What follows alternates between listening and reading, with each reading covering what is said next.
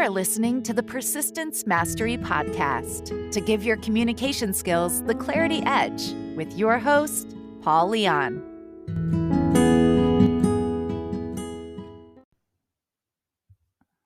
Welcome back. Today, we're going to talk about a really important concept as a sales manager, and this is going to be on questions that align direct reports with you. So I want to set the scene a little. And this is important because as a sales manager and working with your direct reports, it's important that we align ourselves with them because at the end of the day, you get your work done through the efforts of other people on your team, which is a pretty simple statement that a lot goes into that. And if they're not aligned with you, if they're not comfortable with you, if they're not having strong morale or think you don't have your best interests as them, they're really going to start to slack in their work. See, one of the best quotes that have always stayed with me is that people don't care until they know how much you care. So, with that said, the goal of this episode is to really kind of go into what are some good quality questions that can foster a better relationship with a direct report or reports you have on your team, the understanding we can give them, and help them to have more productivity when reporting to you.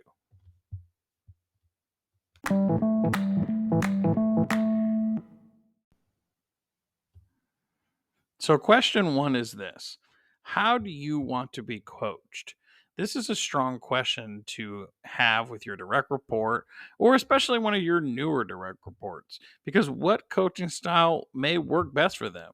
Do they want someone who's more hands off, regular checks ins, etc.? And what does that look like? Or what does good look like?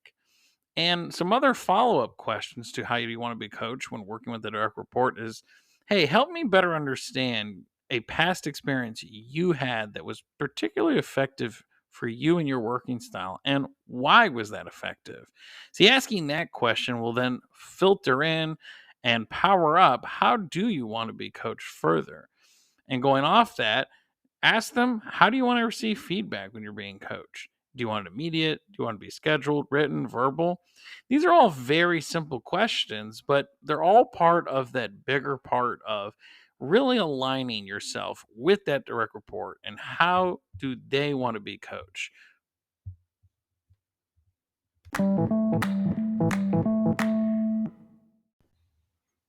The next question is, what does productive work look like versus busy work?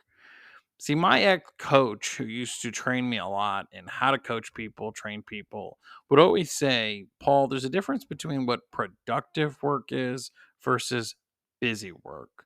Meaning, you could do the laundry on Friday morning for various reasons to get ready for the weekend, or you could take 2 hours and make phone calls to help your business have more sales revenue. Which one is productive work versus busy work? And all productive work simply is it's work that leads toward a result within a project or that aligns with the company's initiatives.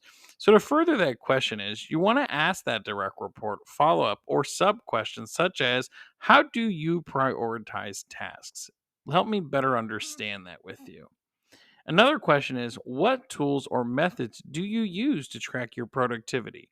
Are you using some Google tool, Microsoft tool to help you be more productive in your workflow associated to a project? And then another question can be, can you help me out to better understand you by an example of a task that you were really productive in, and why were you so productive versus being doing busy work to pull yourself away from the results?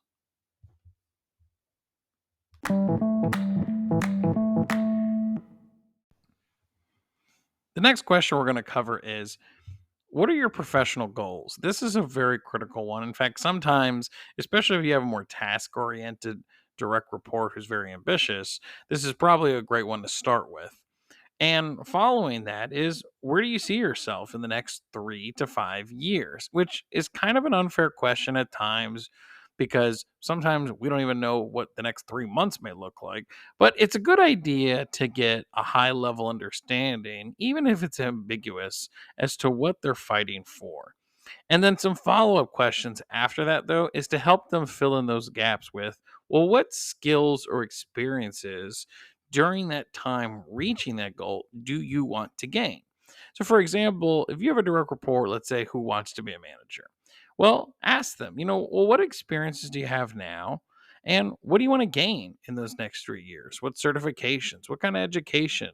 And then the ultimate question to help that goal oriented direct report kind of power up their career further is, well, how can I, as your manager, help you achieve these goals? How do you see me playing a role in your vision of what you want that goal to turn out to? And what role can I play in that to ensure that you achieve that goal?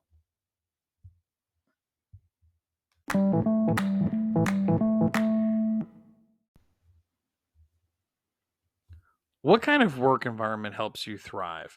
This will help your direct report to align themselves further with you. And some follow-up questions to once you get into the heart of that conversation with them is, do you prefer collaborative workspaces or quiet or even individual ones? How do you want to work?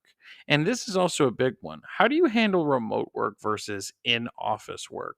And I will tell you this, if you have an opportunity to give some remote options, to give them time to do work at home, my goodness, thank goodness you have that option, because it's going to give you a huge advantage into helping someone feel empowered in the workplace. And when people feel empowered, they're going to want to go the extra mile for you. And then following that question is, what kind of team culture do you find most motivating?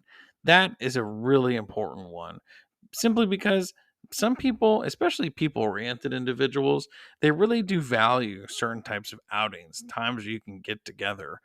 And that is a very important, especially to a people oriented direct report you may have on your team versus a more task oriented one at times that really kind of wants to just stay focused in their workspace.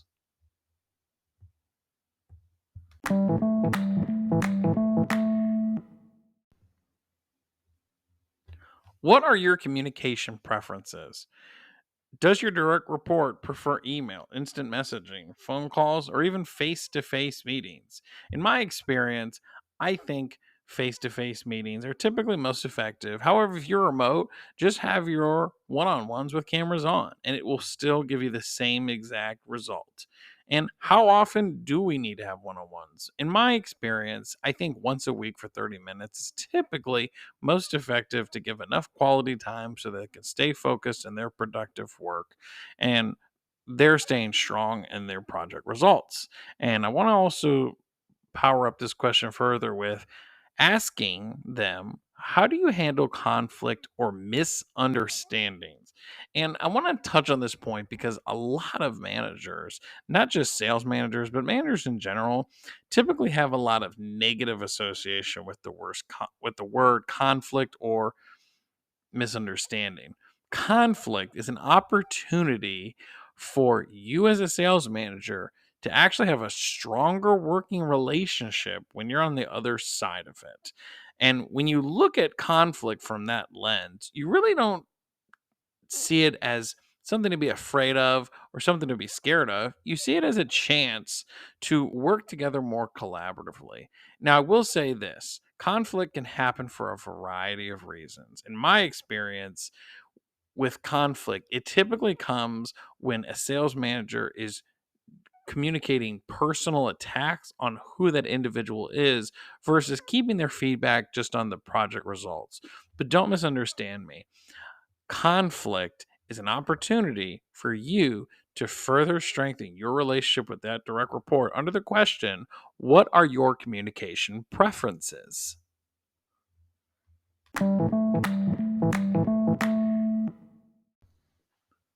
How do you handle feedback toward your self improvement? Now, I'm going to say this question again because it's critical. How do you handle feedback toward your self improvement? The reason I ask that question that way is because a lot of people typically don't like feedback, and especially direct reports, it can appear intimidating. But if we structure it just the way I said it, you will start to have buy in. So, simply some other questions you can have once you get there is, you know, How do you like to receive this constructive criticism? And what steps do you need after to improve upon the feedback once I provide it to you toward your self improvement and self development? If you really want to get them to talk more, your direct report, to ensure that your feedback just doesn't go in one ear and out the other, you can also put the ball in their court by saying, hey, is there an example you have in your past work experience of where you turned feedback and really made it work to your advantage? So I can know as your sales manager how to give you future feedback in our one on ones.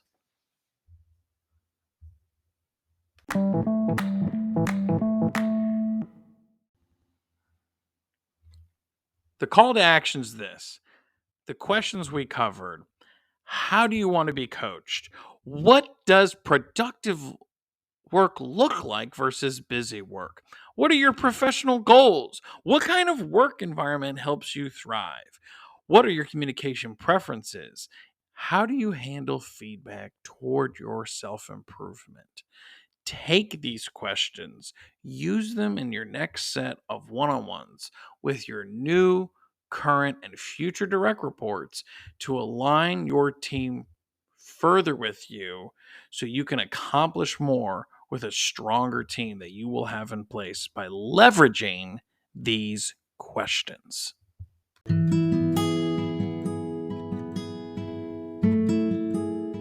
Thank you for listening to the Persistence Mastery Podcast. Subscribe to where you listen to podcasts. And if you want to hire Paul to train or speak for your team, visit persistencemastery.com and fill out the request training form.